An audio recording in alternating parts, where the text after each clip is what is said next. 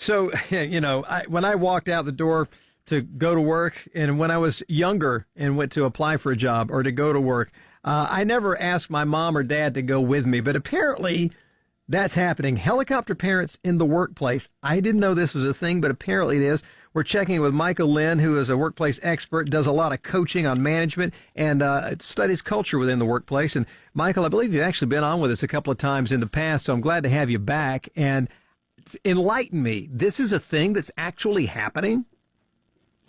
Yes, it is happening. It's so bad, okay? Parents are coming into the office to help their adult children deal with whatever workplace issue. Adult children are calling their parents after having a meeting with their managers about whatever. The manager corrected their spelling. And it's so bad that some parents are composing resumes on behalf of their children and then drive themselves to the business to apply for a position for their own adult children. Oh, my goodness. When are we as parents going to let our kids just grow up? You have to push them out of the nest at some point. Well, as far as parenting is concerned, the more managers hire adult children like this, the more enabler these managers are. The way to help these parents is to not hire this sort of children. Children who are 30 years old with a mindset of a 10-year-old. Yeah. What kind of productivity and what kind of attitude do they bring to the job? Especially any kind of work ethic in a way, I would suppose that would be one of the things that you would probably not see as much in somebody who has a helicopter parent. Yeah, their mindset is the world should revolve around me. My job is to forever coming up with a brand new demand. If you just satisfied my previous demand, I would just come up with a new demand. And society should provide for me, and my job is to take. What, being a contributor? Never heard of it. That's their mindset. But yeah, Michael, it's this thing where I think is hiring folks who are in the hiring or just managers in general. Sometimes you try to walk a fine line in being able to balance that workplace culture. You don't want to seem, quote, like an ogre, but at the same time, how does someone stand up as a manager and do it in a way that is not going to cause major ripples through the organization? How do you handle someone like that? Can you coach them away from the helicopter parent? Is that possible? Well, can I speak the truth? Please do. We love the truth. That's what we're all about here. The truth is you hired a mistake. Okay? And you bought into the lie that all young people are like this. That is certainly not true. Many young people are like this, but not all of them. Okay? Plenty young people are nothing like this. They want to work, they have a good work ethic, and then they understand that whatever it is they want out of life, it's going to take some effort on their part. And they're proud to go through difficulties, to overcome challenges.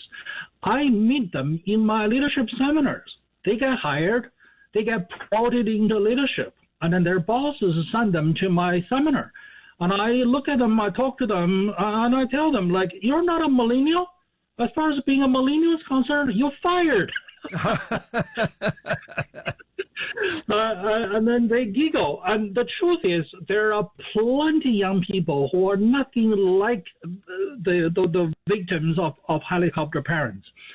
And in my seminar, I teach where to find them and how to write the right job advertisement to attract the right young people. You want to attract the right young people to come to apply. You don't want to attract the wrong applicants. That's the key here.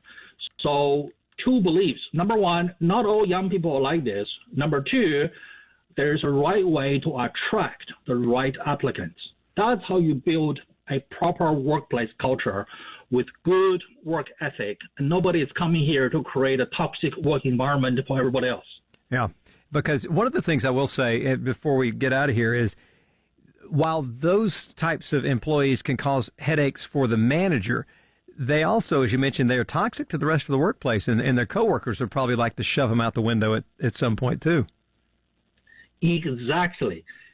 If your manager, you hire one of those employees, you are creating a great injustice to the rest of your team, because now they have to work 10 times harder just to deal with this one bad apple on the team, not pulling his or her own weight and then creating extra burdens for the rest of the team. That's just not fair. Yeah, and the longer you let that linger, the worse it gets for everybody. And then you start losing the good people. They will bail out in droves if you're not careful. And when your good people start leaving, your manager, the manager's manager, is going to look at you and say, maybe you should go too. Yeah. So careful how you hire. And we all have made bad hires. Sometimes you don't discover some of the problems till later, but hopefully sometimes you can coach them out of it, and then sometimes you can be able to just say, look, we're going to have to cut ties here. It's just not working out. If folks want to find out more about what you do as a leadership coach and workplace expert, Michael Lin, that's Lin's the last name. How do we look you up? Yeah, come connect with me at CoachMichaelLin.com. Lin is Lin, so CoachMichaelLin.com, and ask me anything to do with leadership and management. Very good. And helicopter parents need not log on, so just keep that in mind. All right. So, all right, Michael, good to hear from you today. Thanks for spending time with us, and look forward to talking with you in the future. Thank you.